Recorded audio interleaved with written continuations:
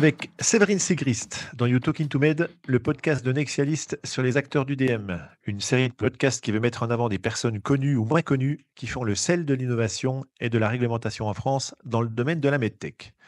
Une femme entrepreneur, personnage emblématique de l'écosystème alsacien, figure clé et engagée depuis plus de 20 ans dans l'écosystème de santé strasbourgeois, voilà la belle personne que je vous propose de rencontrer aujourd'hui.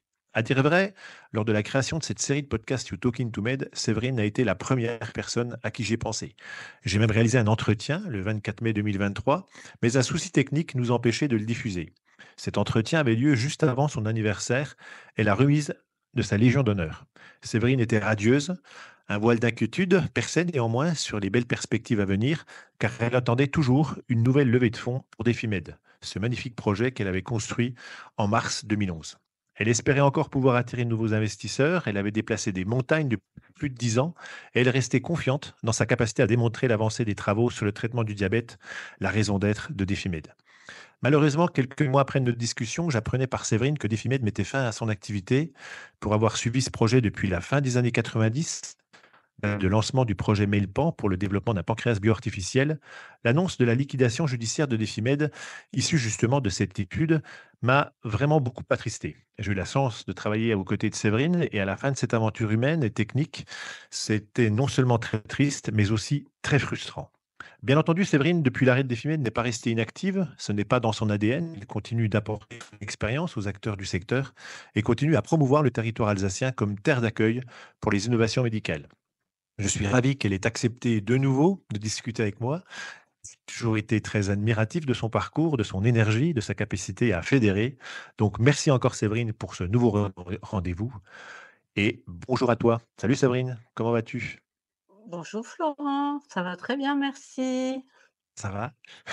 Ça me fait plaisir que tu aies accepté parce que j'osais pas au début de reproposer à nouveau d'échanger, mais l'envie était trop forte et puis j'avais vraiment envie que les auditeurs, maintenant qui j'espère sont fidèles cette série de podcasts, puissent en fait écouter ton parcours parce que enfin, j'ai toujours, comme je l'ai mis, toujours été très admiratif de ce que tu as fait et de ce que tu continues à proposer pour le territoire alsacien. Donc, est-ce que tu pourrais te définir, Séverine? Comment tu te qualifies, toi, aujourd'hui?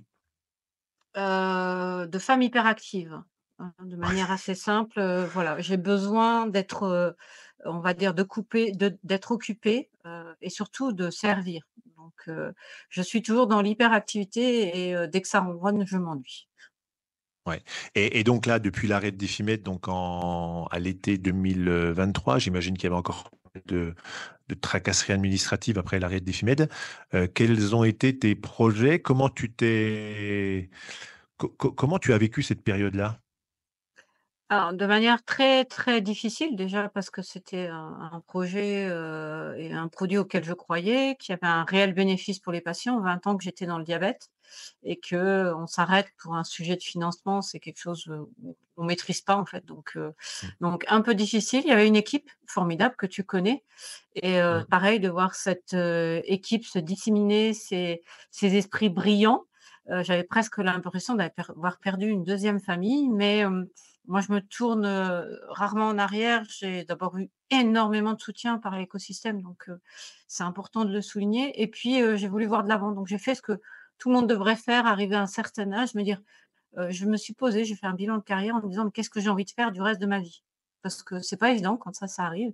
Et Puis, le bilan de carrière, tu l'as fait, tu as été aidé? Tu as fait un bilan de compétences? alors Comment ça c'est s'est vraiment un passé? bilan de carrière plus Bilan qu'un de carrière? bilan de compétences. C'était vraiment dans dire: «Voilà tout ce que j'ai fait pendant ces 20 ans, voilà quels ont été les bons moments, quels ont été les mauvais moments et quel a été, qu'est-ce que je veux faire pour la suite?» Et clairement ça a été, assez révélateur de me dire, je finalement j'ai pas besoin d'un boulot alimentaire, ça m'intéresse pas. Mais j'ai besoin d'un boulot où il y a du risque et ça, franchement c'était pas évident de se tourner vers ça après ce Mmh. bilan. Et la deuxième chose, c'est que j'ai fait exactement ce que j'ai dit que je ne ferais pas, le 7 août quand il y a eu la liquidation. J'ai recréé, une société, alors cette fois-ci dans l'accompagnement d'autres sociétés, mais je recrée une entreprise. Alors que j'avais dit que c'était ce que je voulais pas faire, je l'ai fait un mois après. Ouais, mais là, à l'inverse de Décimètre, tu es toute seule là? Tu as pas vocation à Oui, recruter pour l'instant? Alors, non, je suis toute seule, mais en fait, j'interagis dans des sociétés dans lesquelles j'ai vocation à structurer, à recruter. Donc et évidemment, toujours dans le domaine de la santé, des technologies innovantes. D'accord. Alors, est-ce qu'on peut revenir en arrière, Séverine, nous donner un petit peu ton parcours? Comment finalement tu es arrivé à travailler dans le secteur de la santé? Tu as fait quoi comme bac déjà? C'était un bac scientifique, j'imagine? Alors, ouais, j'ai fait un bac scientifique avec volontairement à l'époque, la partie, médicale du scientifique parce que j'étais moins intéressée par la physique, chimie et beaucoup plus intéressée par la biologie. Après, j'ai fait ce qu'on appelait un DUG, hein, les générations Mmh, connaissent un peu moins, je connais. mais je me Tu suis fait quoi, orientée le sur DUG un, A ou le DUG B? Le DUG A ou le DUG B? DUG B. DUG DUG B, B comme moi. Ah ouais, comme moi. voilà. Alors là, à Tours, hein, puisque j'étais originaire de Tours et puis en fait, je me Ouais, suis ennuyée, très vite ennuyée parce que j'expliquais que souvent, quand on est 4 à faire un TP où il y en a un qui regarde, l'autre qui tient, la truelle, l'autre qui regarde la balance, en fait, je m'en suis ennuyée. Enfin, ça va avec mon côté un peu, besoin de bouger. d'action. Donc je suis partie à Strasbourg et faire un magistère de chimie-biologie.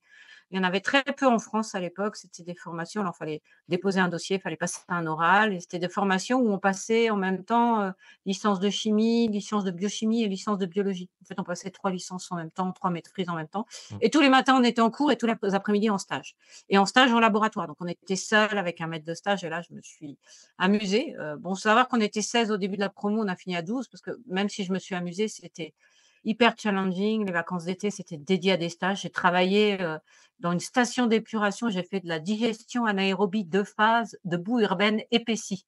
Donc autant dire que j'ai vraiment fait des trucs de fou et là, je me suis dit, clairement, moi, ce que je veux, c'est aller dans vers la santé, le médicament, pas la chimie qui sert à je voulais pas faire de la synthèse, même si c'était des molécules et je voyais pas ce qui était fait après.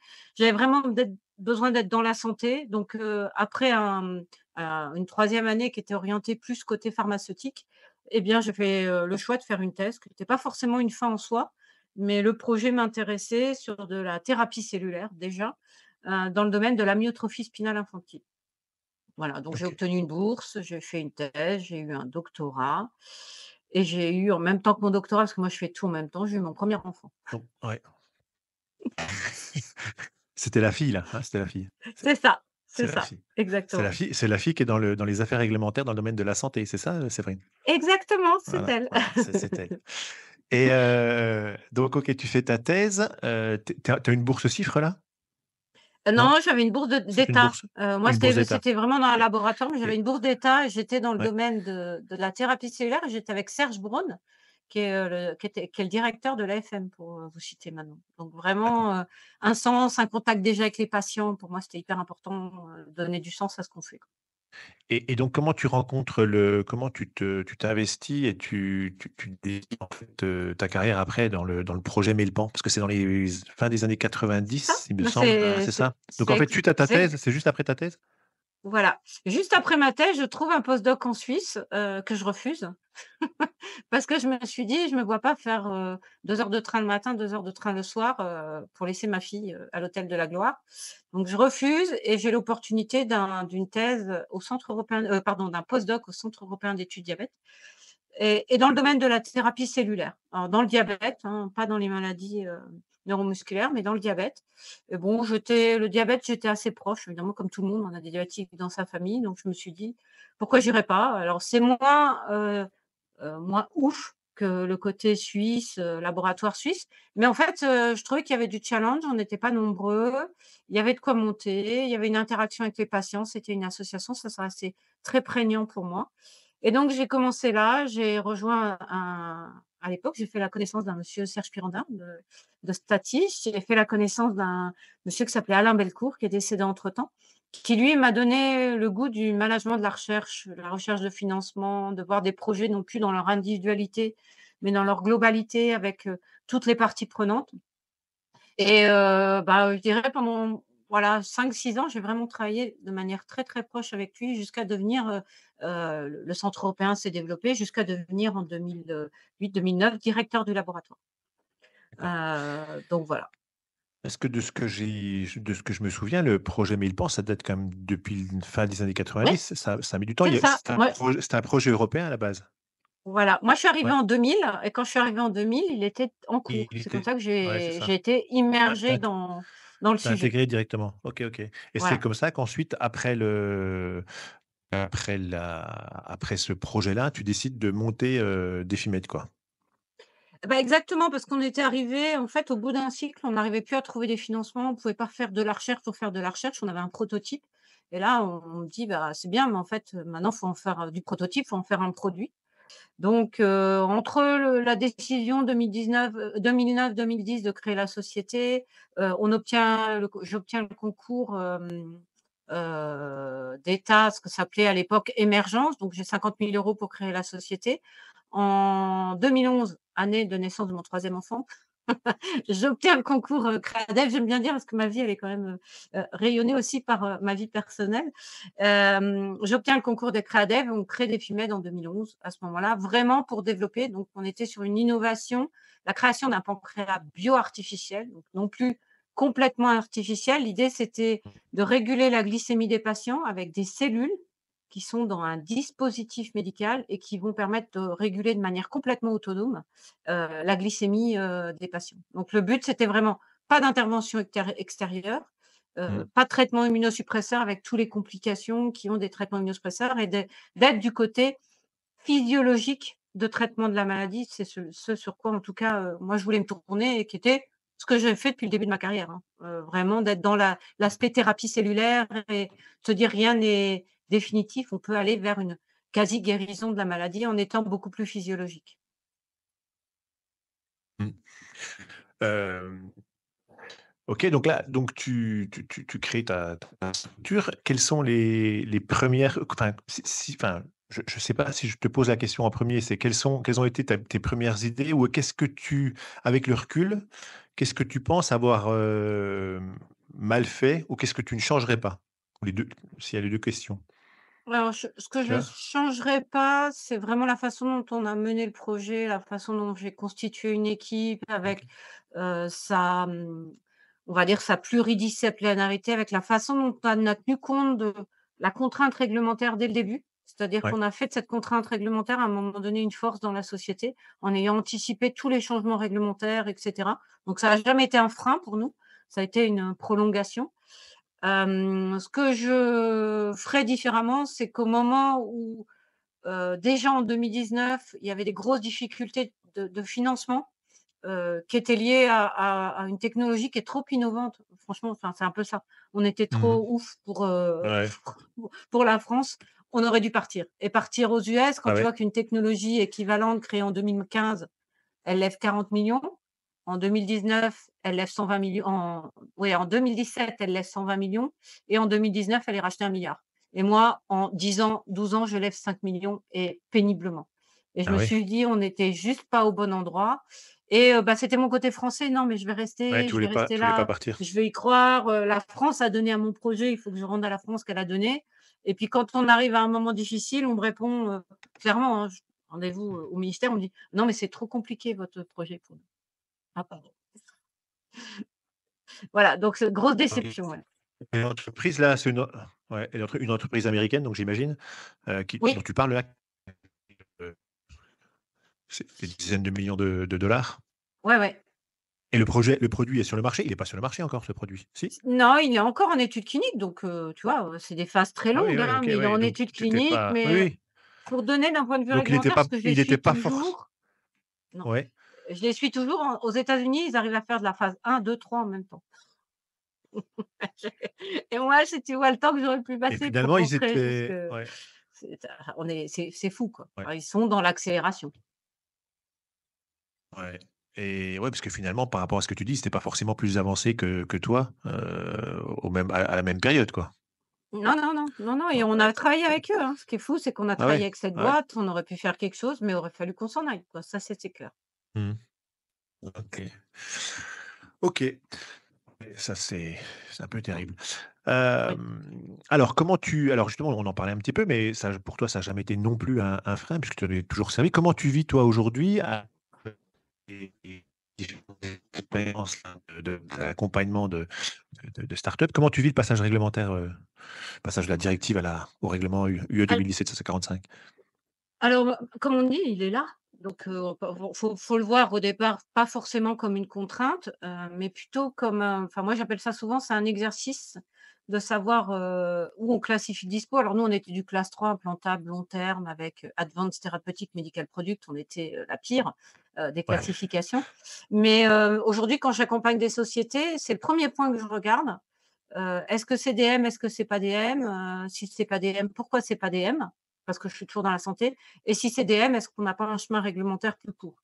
Est-ce qu'on est sûr d'être dans l'aide au diagnostic? Dans les logiciels, c'est toujours un peu, là j'interagis sur pas mal de sociétés dans le logiciel, c'est toujours un peu Borderline? touchy, Ouais. voilà. Mmh. Et du Mmh. coup d'en faire plutôt comme une, un chemin qui doit être faire partie intégrante de la roadmap, mais que dans cette roadmap, Mmh. on soit, au clair sur le chemin réglementaire et qu'on se mente pas. Quand j'entends des dirigeants qui me disent: «Oui, alors on va déposer le dossier, 3 mois après, on va être certifié». Je leur dis: «Mais arrêtez».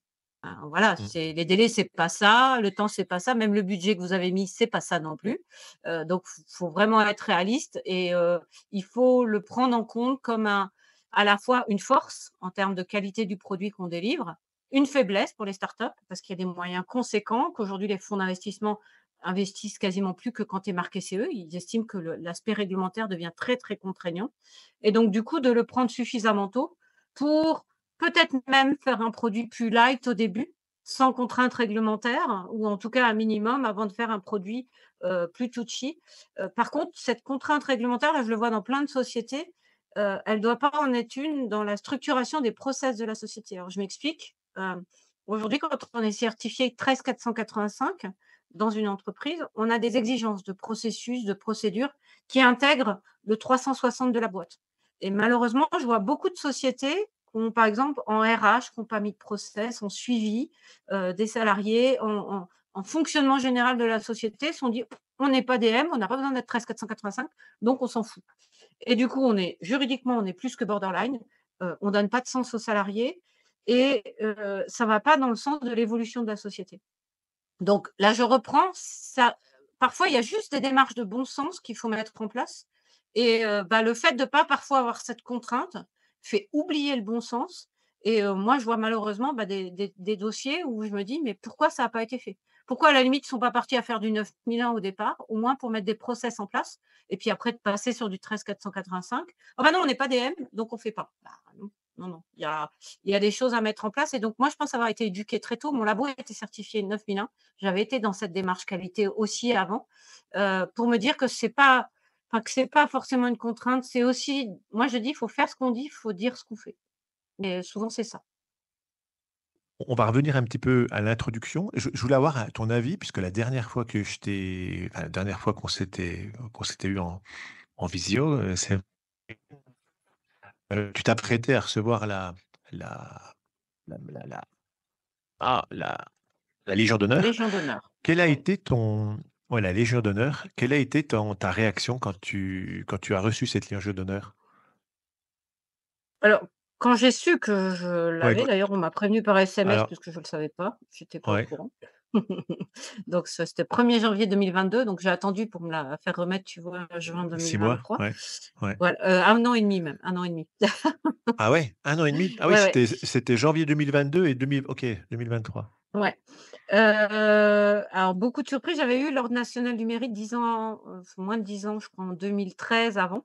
Donc pareil et je pense que juste j'ai des bonnes fées qui se penchent sur mon berceau et qui de temps en temps ont envie de se dire que ça peut être bien. Moi, j'en fais pas une fin en soi, ça change pas mes fins de mois, hein. Pour ceux qui croient qu'on a des primes ou quoi que ce soit, il se passe rien en fait, hein. Non, Voilà, vous organisez même votre ouais, cérémonie vous-même, vous payez le pot pour votre cérémonie, enfin voilà, il se passe rien. Je pense que ça fait beaucoup de plaisir, à la famille, aux gens qui vous côtoient c'est et ouais, cetera. C'est une reconnaissance. Alors, c'est c'est une une reconnaissance, ouais. reconnaissance, voilà, mais c'est pas quelque chose auquel enfin après quoi j'ai couru et puis, je trouve que c'est Mmh. agréable de voir qu'il y a des gens qui se disent que vous méritez mais en tout cas moi, j'ai jamais couru après. Donc oui, beaucoup d'honneur, beaucoup de Mmh. plaisir de voir cette remise avec avec ma famille, avec mes enfants, de vivre ce moment avec eux. Parce qu'évidemment, voilà, tout le monde n'a pas assisté à ça, tout le monde l'a pas vécu, moi je pense que je suis la seule de la famille. Donc ça m'a c'est plus le côté, tu vois, pour ta famille, je pense que c'est un moment qui est hyper important, c'est un honneur immense, mais Mmh. et je pense après si on me Très demande pourquoi émouvant, je ouais. l'ai eu, effectivement, je suis beaucoup impliquée dans le territoire depuis des années. Bah oui. Mais voilà, je l'ai jamais fait dans ce sens-là. En plus, je suis pas alsacienne d'origine, donc j'insiste souvent en me disant, c'est Mmh. parce que non, je suis pas alsacienne, d'origine, mais parce que je pense qu'on a une belle région, qu'on a une belle dynamique et puis je pense qu'il y a un côté très culturel d'entraide qui pour moi, est logique et je le fais pas enfin, je l'ai jamais vu autrement. Quand on me dit qu'on a besoin de moi, j'ai souvent d'ailleurs du mal à dire, «Débrouille-toi». Voilà et À des dire fois, bah, non, je ouais. me retrouve, Ouais, voilà, mais ouais. ça c'est dans ma nature, voilà.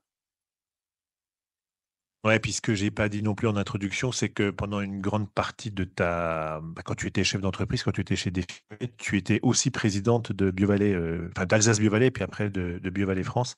Donc tu étais vraiment une actrice, importante de l'écosystème alsacien. Alors on va passer aux questions un peu plus personnelles maintenant, Séverine. De quoi finalement es-tu le plus fier dans ton parcours professionnel? Mmh, bah, je pense que, ce qui me rend le plus fière, c'est les relations, humaines que j'ai pu construire. Ça va paraître bizarre de dire ça, mais je pense que j'ai construit des relations, humaines qui sont à la fois fortes, qui sont solides et sur lequel, bah, en fait, aujourd'hui, quelqu'un m'a dit il y a pas longtemps: «Mais en fait, on sait qu'on peut te demander parce que tu seras toujours honnête». Et tu seras franche dans tes actions, mais en même temps, si je prends mon téléphone et que j'appelle les gens en me disant: «Écoute, j'ai un problème», les gens vont me répondre «oui». Donc même si je l'ai pas fait dans ce sens-là, donc je pense que que ce soit au niveau professionnel dans mes équipes que tu as connues, j'ai des relations humaines qui sont toujours très fortes avec mes anciens collaborateurs et puis quand j'interagis sur de nouvelles sociétés et tout, je pense que je peux pas faire autrement. J'ai besoin d'instaurer un climat de confiance. Ouais. Voilà, je suis très binaire, hein, moi je suis 0 ou 1 et donc ça passe ou ça passe pas et donc du coup, bah, quand ça passe pas, bah, je me fâche pas, mais ça passe pas et donc on n'y va pas et quand ça passe, bah, on a des relations, très fortes et d'entraide donc je pense que c'est ça qui en tout cas moi, fait mon moteur au quotidien, c'est de pouvoir faire, quelque chose qui a du sens avec des relations humaines et surtout d'être dans un métier qui fait du sens. Ouais, mais tu as toujours enfin, tu as une vraie capacité en tout cas à fédérer, ça c'est une certitude. Est-ce qu'il y a des personnes dans ton parcours qui t'ont influencé, qui t'ont inspiré? Bah, j'ai parlé d'Alain Belcourt parce que je pense qu'il m'a beaucoup accompagnée. Il est décédé, précocement et subitement, mais je pense qu'il m'a beaucoup accompagnée. Clairement, ma maman, elle a toujours travaillé, donc ça a pas été une question chez nous de savoir si on avait des enfants, si on pouvait travailler et cetera. Je pense que j'avais un papa qui était, aussi qui a toujours travaillé, qui est pompier, qui a été pompier de Paris et cetera. Donc je pense que le côté médical était, tu vois, un peu prégnant d'une manière différente ou d'une autre. Mmh. Donc ça a accompagné et aujourd'hui, bah, je pense que sur le territoire, on a des gens extraordinaires. Je pense à Jacques Marescot, je pense que c'est lui qui a attiré la lumière sur notre territoire et c'est d'ailleurs pas par hasard que j'ai choisi que ce soit lui qui me remette la médaille, juste pour aussi, dire à ces Ah oui, gens-là: c'est bien. «Merci, ouais, merci d'avoir fait ce que vous avez fait». Voilà, et pas de conflit d'intérêts. Moi, j'ai dit: «Moi, j'ai pas de problème à ce que les gens aient de la lumière et que je sois dans l'ombre. Au contraire, parce que l'important, c'est la lumière qu'on attire sur le territoire» et lui, il a fait énormément pour les technologies médicales, sur Strasbourg. C'est sûr. Alors maintenant, est-ce que tu as de la place pour, avoir une passion autre que une activité professionnelle, Séverine? Et puis autre que le fait que tu sois maman de 3 enfants, est-ce que tu as le temps pour une passion?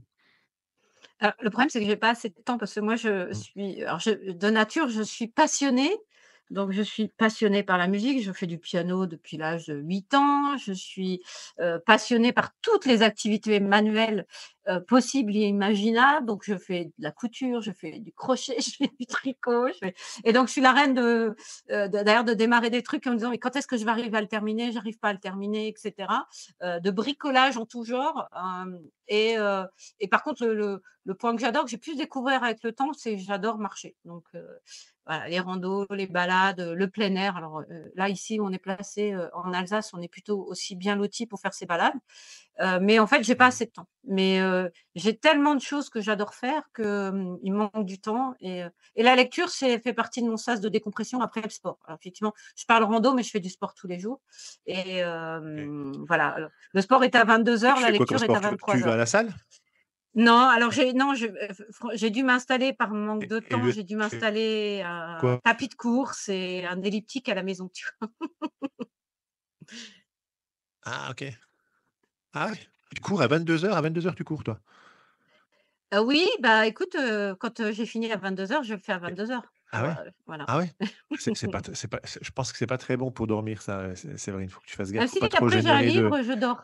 ah Après je ouais, prends un ouais. livre, voilà, pendant une demi-heure et après je m'endors sur mon livre. J'appelle ça l'attaque du livre. Ah ouais, ouais. OK. Alors justement par rapport au livre et on va finir cet entretien par les traditionnelles questions rapides, un petit quiz. Quel est ton film préféré, Séverine? Ah bah, sans aucun doute, Working Girl. Je pense qu'il colle Ah, assez bien, OK, avec ma un personnalité. film. Ouais, c'est Mmh mh. vrai, avec, Mélanie Griffiths, film de C'est ça, et puis Harrison Sigourney Ford, si mes Weaver. souvenirs sont bons, Ouais. un film de Mike Nichols. Ouais. Ah OK, bah, alors là, j'aurais jamais pensé que quelqu'un allait me citer Working Girl, mais effectivement, ça va bien avec ton tempérament. Est-ce que tu as une boisson ou un plat préféré? Alors le plat, sans aucun doute, les pâtes, mais toutes les sauces. Je suis souvent en pâtémie, moi. J'ai dit: «Je fais une hypopâtémie», hein, parce que je pourrais manger des pâtes tout le temps. Et la boisson? La boisson, ah bah, alors là, entre les 2, mon cœur balance, je te dirais le Vouvray ou le crémant puisque c'est 2 pétillants, le Vouvray pour ma région natale et le crémant pour, l'Alsace. Ouais. Ah ben, un crémant d'Alsace donc. Pas un Voilà, c'est crémant ça. du Jura ou pas un crémant de Non, Bourgogne quoi, non, un non. crémant d'Alsace. Mmh. Le crémant du Jura est très bien aussi. Alors puisque tu disais que tu lisais aussi beaucoup, est-ce que tu as un livre à nous recommander? Qu'est-ce que tu lis en ce moment d'ailleurs? Et puis est-ce que tu as un auteur ou un livre à nous recommander? Alors ouais, j'ai un livre que j'ai lu il y a un petit moment, mais qui, a fait sens à un moment de ma vie, qui s'appelle «Sortie de zone», que de Daniel Blouin. Alors je l'ai rencontré en plus l'auteur qui expliquait qu'à un moment donné, dans sa vie, il songeait à effectuer un changement, le travail lui plaisait plus et cetera, carrière, vie. Il était dans il était pas bien, mais en fait, fallait faire franchir le gap de sortir de cette zone de confort et je trouve que ça retrace bien ce qui m'est arrivé après Déchimède, c'est de me dire, en fait, finalement, j'étais dans quelque chose qui fonctionnait, je vais sortir de ma zone donc comment je vais reconstruire quelque chose, derrière et aujourd'hui, voilà, je me rends compte qu'en fait, tant que ça a du sens, la façon dont on le fait, et comment on le fait a peu d'importance et donc par contre, il faut toujours que je reste dans un métier qui a effectivement pour moi du sens. Mmh. Et quand tu vas, et donc là, en ce moment, tu lis quel bouquin là? Tu es sur quel livre?